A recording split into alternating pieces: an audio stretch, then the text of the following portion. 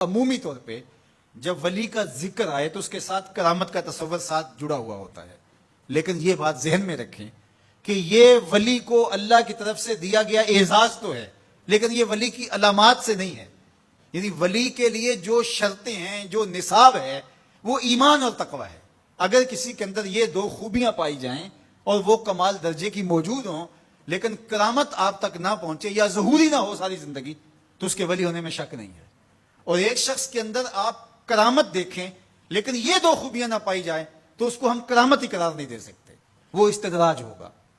ہر وہ خرق عادت عمل جو بغیر کسی شخص سے ظاہر ہو اور وہ خرق عادت ما فوق الفطرت چیز ہو تو اس کو قدرت الہیہ کہیں گے، اور اگر وہ نبی کے ہاتھوں سے اعلان نبوت سے پہلے صادر ہو جائے تو اسے ارہاس کہا جاتا ہے، اعلان نبوت کے بعد ظاہر ہو تو اسے معجزہ کہا جاتا ہے، اور وہی چیز کسی ولی کے ہاتھ سے ظاہر ہو تو اسے کرامت کہا جاتا ہے، اور اگر کسی عام بندہ مومن کے ہاتھوں سے ظہور پذیر ہو تو اسے معونت کہا جاتا ہے، اور اگر وہی کام کسی کافر سے یا کسی فاسق و فاجر کے ہاتھوں سے ظاہر ہو تو اسے استدراج کہا جاتا ہے، جس طرح دجال کے ہاتھوں سے قرب قیامت میں ہوگا کہ وہ مارے گا بھی اور زندہ بھی کرے گا۔ اب استدراج میں اور کرامت میں فرق کرنا یہ عام آدمی کے بس کا روگ ہی نہیں ہے، وہ کیسے کرے گا؟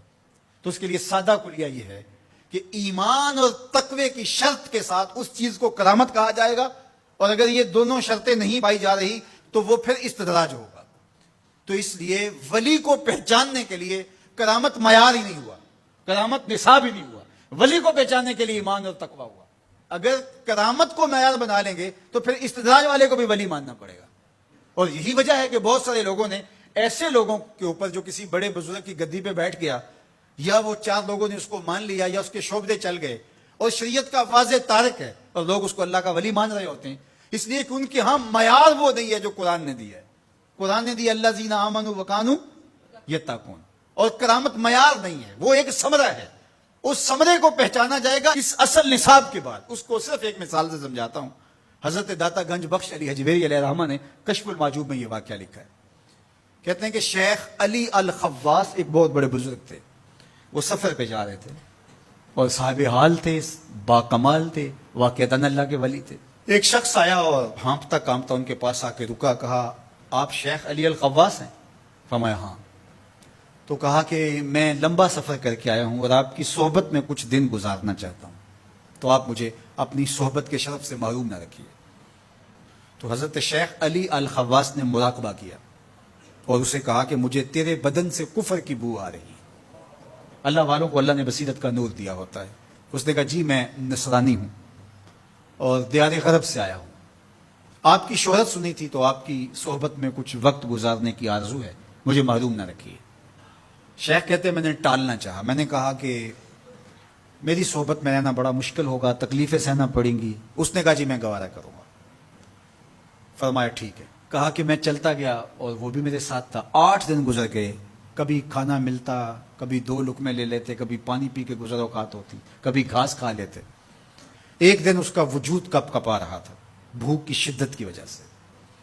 اس نے مجھے کہا شیخ آپ اللہ کے بندے ہیں، میں نے عہد تو کیا تھا کہ کوئی آپ سے مطالبہ نہ کر پاؤں، لیکن اب میری سخت جواب دے گئی، تو آپ اللہ کے مقرب ہیں، تو اللہ کے اس قرب کی وجہ سے اس سے دعا کیجئے تو وہ میرے اور آپ کے کھانے کا انتظام کرتے ہیں۔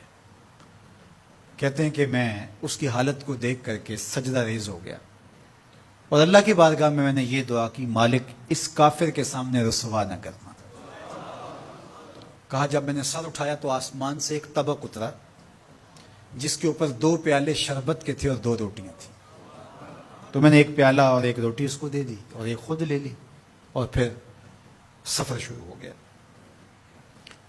8 دن پھر گزر گئے، پھر ایک دن وہی حالت کہ اس کا بدن کپ کپانے لگا۔ تو میرے دل میں آیا کہ روز روز حالت ایک جیسی نہیں ہوتی، تو اس دن تو لاج رہ گئی تھی، تو کہیں آج یہ پھر نہ بول پڑے، تو قبل اس سے کہ یہ بولے میں نے بول کر کے کہا کہ تو بھی عیسائیوں کا بہت بڑا پیر پادری ہے، تو آج تیری باری ہے۔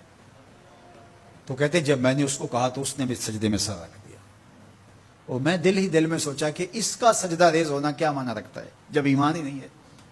تھوڑی دیر کے بعد جب اس نے سر اٹھایا تو آسمان سے بھی طبق اترا جس پر 4 پیالے شربت کے اور 4 روٹیاں تھیں۔ تو اس نے 2 روٹیاں اور 2 پیالے میری طرف بڑھائے اور 2 پیالے اور 2 روٹیاں اپنی طرف کر لی اور کہا کہ کل یا شیخ کھائیے. میں نے کہا میں نہیں کھاؤں گا، اس لیے کہ کرامت ہو نہیں سکتی اور استدراج کا کھانا جو ہے وہ میں کھا نہیں سکتا. چونکہ تم کافر ہو تو میں استدراج کا کھانا کھاؤں تو یہ نہیں ہو سکتا. تو اس نے کہا کل یا شیخ، شیخ کھائیے اور میری طرف سے 2 مبارکیں وصول کیجیے. میں حیران ہوا. میں نے کہا کیا مبارکیں؟ اس نے کہا میں نے سجدے میں سر رکھا اور اللہ کی بارگاہ میں عرض کی، اے اللہ اگر اسلام سچا دین ہے تو 2 پیالے اور 2 روٹیاں عطا کر دے، اور اگر علی الخواص واقعی تیرا ولی ہے تو 2 پیالے اور 2 روٹیاں اس کے صدقے سے دے دے. تو ایک تو آپ کو آپ کی ولایت کی مبارک ہو اور دوسرا ہاتھ بڑھائیے اور مجھے اسلام میں داخل کیجیے، اسلام سچا دین. تو شیخ علی الخواص کے اس واقعہ کو ذکر کرنے کے بعد داتا گنج بخش علی حجویری فرماتے ہیں کہ علی الخواص جیسا شخص بھی یہاں پریشان ہو جائے کہ خدایا یہ استدراج ہے یا کرامت، تو کہا پھر عام آدمی کیسے فیصلہ کر سکتا ہے کہ یہ استدراج ہے یا کرامت؟ تو کہا کہ اس کو یہی دیکھنا پڑے گا ایمان اور تقوی ہے کہ نہیں. تو ایمان اور تقوی یہ علامت ہے کسی کے ولی ہونے کی.